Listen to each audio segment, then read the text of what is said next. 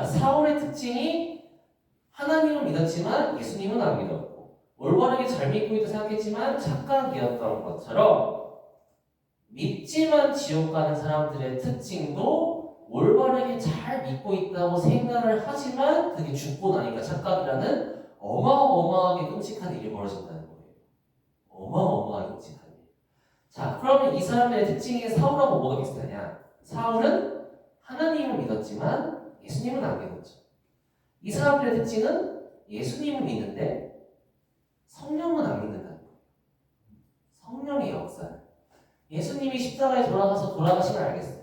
근데 내 마음속에 들어와서 주인 되시는 성령님은 안 믿는다는 겁니다. 그러니까 성전이 안 되는 거고 내 마음대로 살죠. 그런 특징이 있다는 거예요. 자, 이쯤 들었으면은 요런 이제 발문 같은 게 생각이 드는 거예요. 그럼 좁은 문으로 들어간 사람이나 넓은 문으로 들어간 사람이나 똑같이 믿는다는 공통점이 있는데 그럼 무슨 차이점이 있냐? 그리고 넓은 문으로 들어가는 사람들은 도대체 어떤 착각을 한다는 거냐? 이런 궁금증이 생기죠. 그래서 제가 정리를 이제부터 본론입니다. A라는 애가 있고 B라는 애가 있어요. 딱 봐도 뭔가 A가 맞는 것 같죠. A 옆에 좁은 문이 있고 B 옆에 넓은 문이 있습니다. 이제 이 A랑 B가 자기가 알고 있는 구원에 대해서 소개해 본대요. 자, B가 말하는 구원과 A가 말하는 구원을 보면서 한번 생각을 해봅시다. 넓은 문으로 들어가는 사람은 구원을 이렇게 오해하고 좁은 문으로 들어가는 사람은 이렇게 구원에 대해서 정확하게 알고 있다는 거예요. 이제부터 본론이자 결론입니다. 본론이자 결론.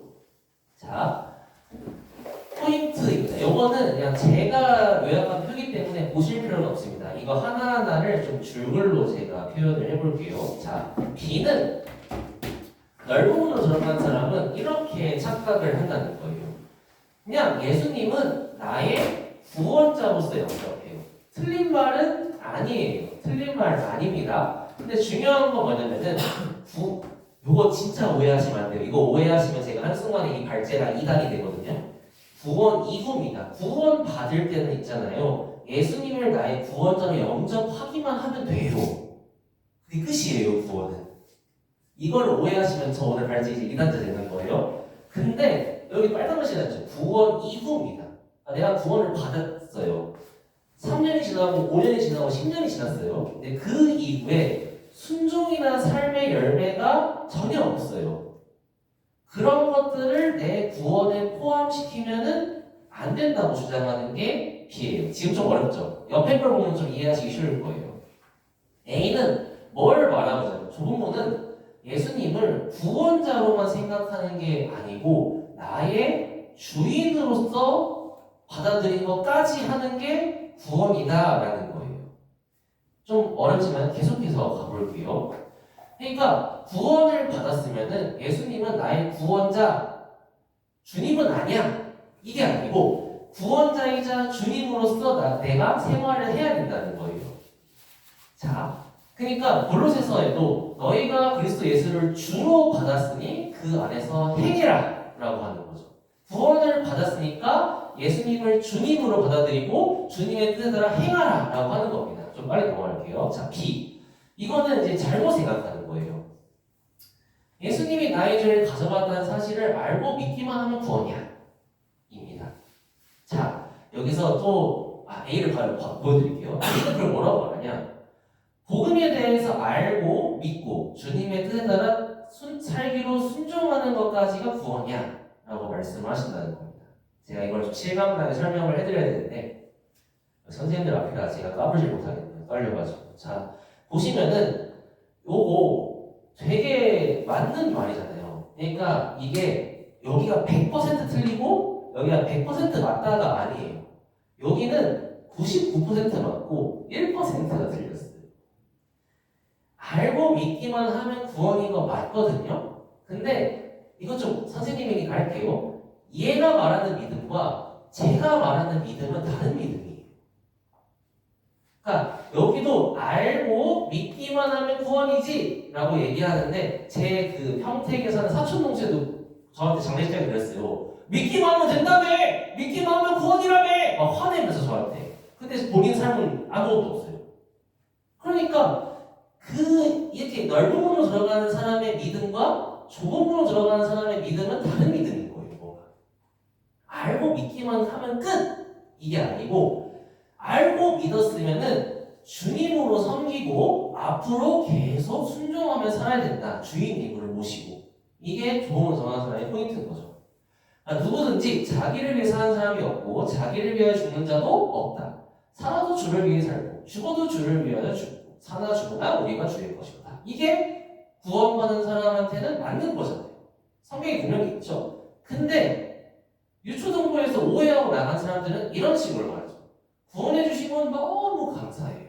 근데 내 삶에 간섭하지 마세요. 이런 거라는 겁니다.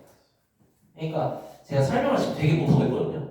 제가 찰떡같이 찰떡같이 알아들으세요. 근데 이거 딱 이 한 문장 보니까 알겠죠. 그러니까 알고 믿기만 하면 된다며. 끝. 천국은 나의 보험. 그러니까 이 세상에서도 내 마음대로 살고 죽고 나서도 천국 가고 일석이조. 이게 넓은 문을 사는 사람들의 마인드라는 거예요. 근데 좁은 문으로 들어가는 사람은 그게 아니라는 거죠. 예수님 나를 위해서 믿었어? 그러면 이 세상도 주님을 위해 살고 죽어도 주님을 위해 살고 그렇게 해서 천국도 감사합니다. 은혜. 이게 좁은 문이라는 거예요. 세 번째는 좀 이제 유초등부한테는 할 수 없는 이야기인데 회개에 대한 부분이거든요. 이렇게 얘기를 해요. 회개를 하지 않아도 예수님께서 하신 일을 알고 믿기만 하면 된다라고 해요. 근데 이게 좀 어려운 게 저희는 다 요즘에는 다 A로 생각하는 것 같아요. 회개 없는 믿음은 없고 주님을 위해 살겠다는 믿음과 결심이 필요하다라고 이제는 교리적으로 알거든요. 근데 이게 너무 어려운 게 유초등부랑 중고등부 때 회개를 경험한 사람이 별로 없어요. 좀 이제 우리 아이들이 회개를 했겠어요? 회개가 뭔지도 몰라요. 회개를 한 적이 없어요. 예수님이 하신 일만 알지. 근데 이 교리는 알아요. 그러니까 본인 삶에 회개가 없는데 회개가 필요한 건 알아요. 그러니까 이게 좀 아이러니하다는 거죠.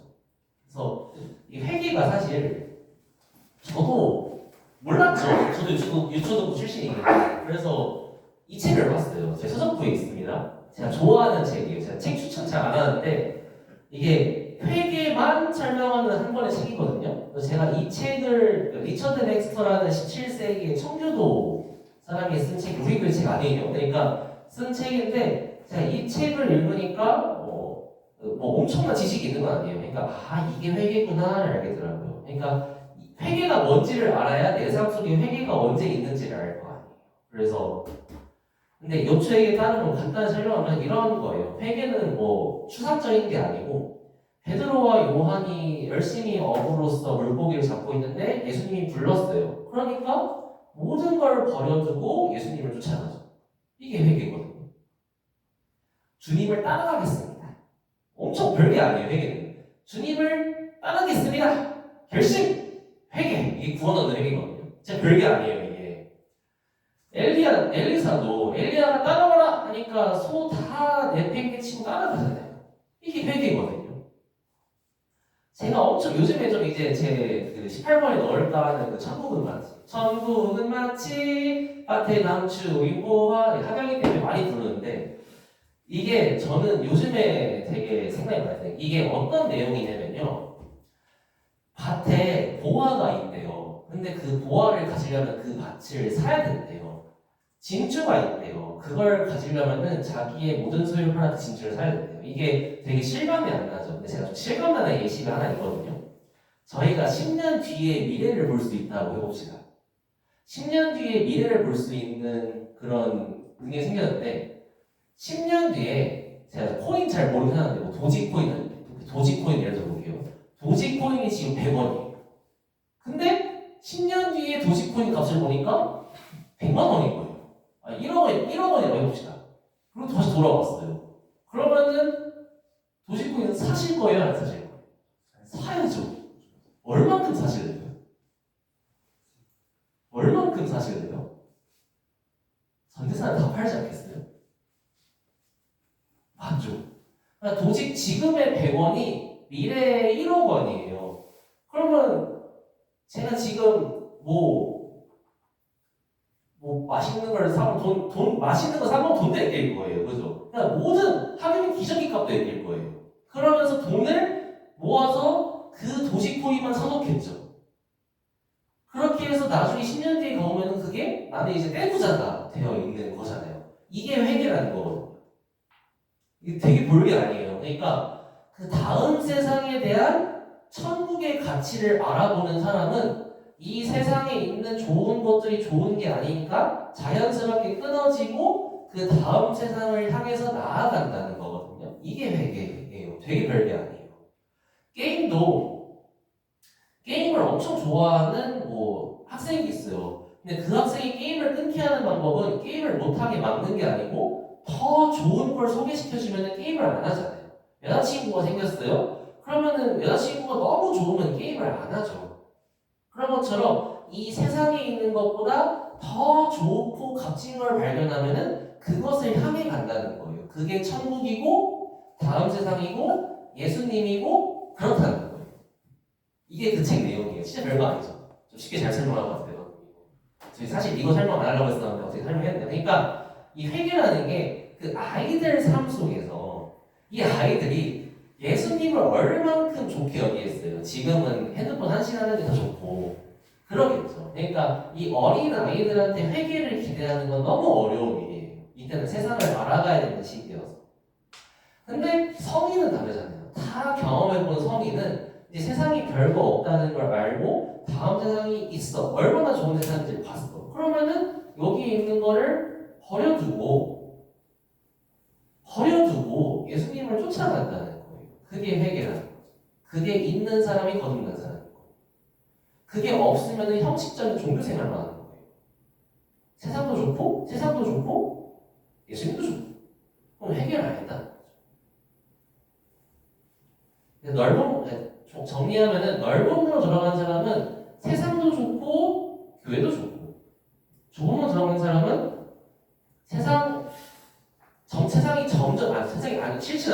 세상이 점점 미련이 없어지고 예수님이 나의 전부가 되고 그래서 모든 걸 다 팔아서 값어치가 있다라는 거죠. 거의 다 끝났습니다. 그 다음에 네 번째로는 넓은 문으로 들어간 사람이 이렇게 주장해요. 구원을 받았더라도 여전히 세상 사람들과 구별된 모습 없이 살아갈 수도 있어요. 이렇게 얘기하는 게 넓은 문이에요. 근데 결코 그럴 수 없거든요. 로마서 6장에 너희가 은혜를 더하게 하려고 죄에 더하겠냐? 그럴 수 없느니라. 없다고요. 그럴 수. 근데 그럴 수 있다고 하는 거예요. 그럼 들어간 사람들. 그럴 수 없어요. 에이 너무 깝깝하시네. 아니에요. 성경에 이렇게 써 있어요. 그죠? 그러니까 행위가 구원의 조건이 절대 아니에요. 근데 구원 이후에는 반드시 순종과 삶의 열매가 있어야 돼요. 그걸 주장하는 성령이 야고보서잖아요. 행함이 없는 믿음이 죽은 거다. 요한도 똑같이 얘기하잖아요. 야고보만 말하는 게 아니고 하나님께서 거듭났으면은 반복해서 죄를 안 짓는다. 범죄치 아니하는 거는 하나님께 거듭났습니다. 거듭난 사람은 그 똑같은 죄를 반복하지 않는다라는 거예요. 즉 세상 사람들과 똑같이 살 수 없다라는 게 성경에서 얘기를 하는 거죠. 마지막으로는 자신의 구원을 어떻게 확신하냐? 그러니까 나의 삶과 관계없이 주님이 나를 구원해 주셨다는 말씀만 믿고 살아간다는 거예요. 그러니까 내 삶은 바람피고 가늠하고 사람들하고 막 세상과 구별 없이 막 살아요. 성경 강연에 어쩌다 한 번씩 와가지고 말씀 들으면은 나 죄 없네 하고서 자기 마음대로 산다는 거죠. 이게 넓은 문으로 들어간 사람의 특징이라는 거예요. 이걸 조금 더 좁히면은 교회 수요 말씀, 모든 청년의 교제, 주일 한 번도 빠짐없이 다 참여를 해요. 근데 집에만 가면 자기 마음대로 살아요. 이건 넓은 문이라. 좀 더 빡빡하게 가요. 근데 진짜 좋은 문이 들어간 사람은 내 삶이 지금 주님의 뜻에 따라 살아가는지 항상 점검을 한다는 거예요. 항상. 그래서 고린도 교회에서 문제가 발생하니까 자꾸 형제들끼리 소송하고 간음이 일어나고 하니까 사도 바울이 고린도 교회에 내린 처방은 예수님을 믿어라가 아니고 너희 믿음을 말하였어요. 구원의 확신에 대해서. 네 자신을 시험하고 너가 정말로 성령님이 네 안에 계신지 한번 확인해봐라. 그렇지 않으면 너가 버리는 자다. 이게 구원을 확신하는 사도 바울의 처방이라는 거죠. 성령 마음에 들어라가 아니에요. 근데 이거를 이제 얘기하면은 교회에서도 넓은 문으로 들어간 사람이 좁은 문으로 들어간 사람이 있겠죠. 서로 비판해요. 어떻게 비판하냐? 좁은 문으로 들어간 사람은 이렇게 읽을게요. 예수님을 구원자로 믿기만 하면은 구원받고 순종하는 그리스도의 삶은 없어도 되고 삶의 열매는 구원 이후의 필수가 아니라고 가르치는 예수님의 피값이 값싼 그런 값싼 은혜를 비판한다. 이런 믿음은 구원받는 믿음이 아니다. 이렇게 좁은 문 들어간 사람들은 넓은 문 들어간 사람을 비판합니다. 넓은 문 들어간 사람과 할 말 있죠? 이렇게 얘기하는 거죠. 에이 그렇게 말하면은 구원의 확신을 흔들 수 있어. 이렇게 얘기한다는 거예요. 흔들어야죠 이때는. 그죠? 삶의 모습도 만약 어떤 사람이 예수님을 믿는다고 하는데 삶은 여전히 타락하고 순종의 열매도 전혀 없으면은 애초에 구원받은 적이 없다. 그거는 구원 처음부터 죽은 믿음이다라고 주장한다는 거죠. 하지만 넓은 문으로 들어간 사람은 단번에 없는 게 구원 아니야. 맞는 말이에요. 무조건 맞는 말입니다. 근데 그 이후를 봐주세요. 여기서 잘못 오해하고 저 이단된다고 했어요. 자, 그 이후 순종하며 사는 삶이 없어도 그거는 죄송해요. 그 이후에 순종하며 사는 것과 삶의 열매를 많이 나타내는 거는 성숙한 그리스도인, 이유한 목사님이나 사도 바울이나 베드로 같이 성숙한 사람들이나 그런 신앙생활을 할 수 있는 거지. 그거는 구원 자체와 별개야. 이렇게 얘기할 수 있다는 거예요.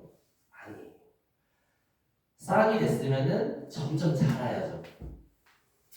자, 이제 요약 진짜 마지막입니다. 요약하겠습니다. 넓은 문을 통과한 아이들의 특징. 그러니까 우리는 이렇게 가르치면 안 된다라는 거예요. 예수님을 구원자로는 믿지만 내 삶의 주인으로서는 인정하지 않는다. 구원해 주신 분 고마운데 내 삶에 간섭하지 마세요 라고 한다는 거죠.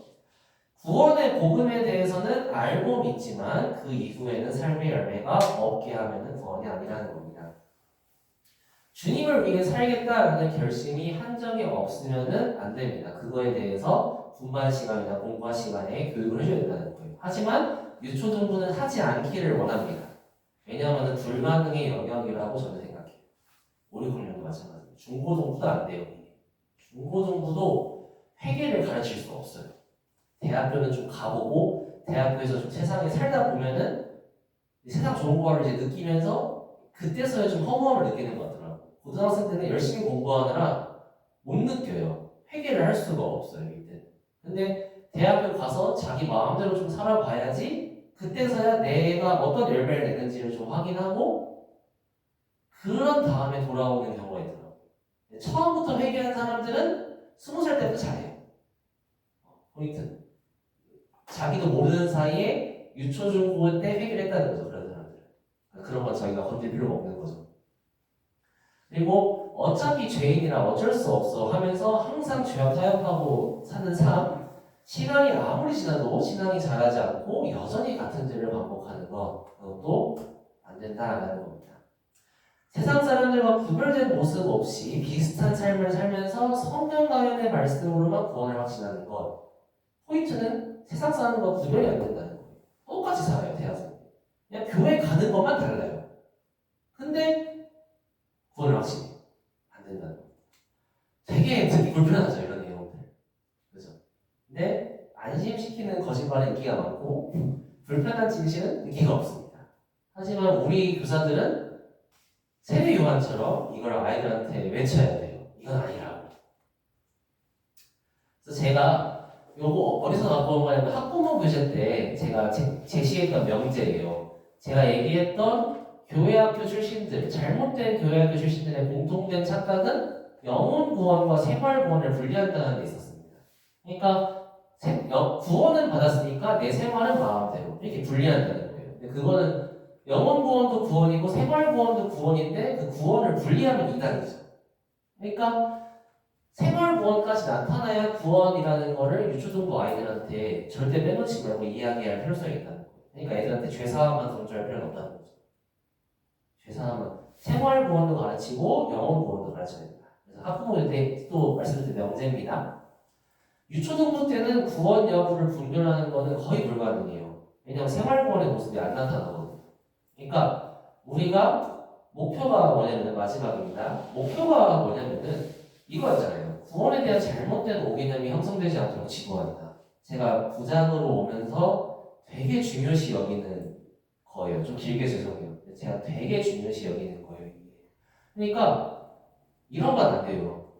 애들 지원이 도연이로 예를 들게요. 지원이 도연이가 왔어요. 어떻게든 죄사함을 주시켜가지고 예수님이 이제 하셨어? 이것만 외워? 그리고 구원 생일 너 오늘이야! 지옥 보내는 길이에요. 그런 건 안 된다는 거예요. 민서, 현서, 주원이 교회 열심히 나오죠. 구원 생일도 있어요. 근데 애가 계속 지켜가야 돼요. 부모님은 아니지만 우리가 부모님은 더 그래야겠죠. 애가 살면서 계속 곁길로 가요. 근데 바로 잡아줄 때만 돌아오면 상관이 없는데 회개하지 않고 자꾸 지 마음대로 가요. 그러면은 얘는 회개를 안 했다는 거예요. 그런 애들한테는 좀만 이거 하겠습니다. 쭉 가요. 근데 얘가 믿고 있는 건 뭐냐? 잘못된 교양 주신들의 믿음은 뭐냐? 그때 선생님이 나 구원생일 이때라 그랬어. 예수님이 내 죄 다 가져가셨다고 그랬어. 이것만 믿으면 구원이랬어. 하면서 그 과거의 사건을 믿고 현재는 마음대로 살아가는 그런 괴물을 만든다는 거예요. 근데 교회 학교에서는 그런 사람이 나오면 안 된다는 거죠. 그래서 그런 거를 포인트로 잡아가지고 했습니다. 네. 발표 마치겠습니다. 감사합니다.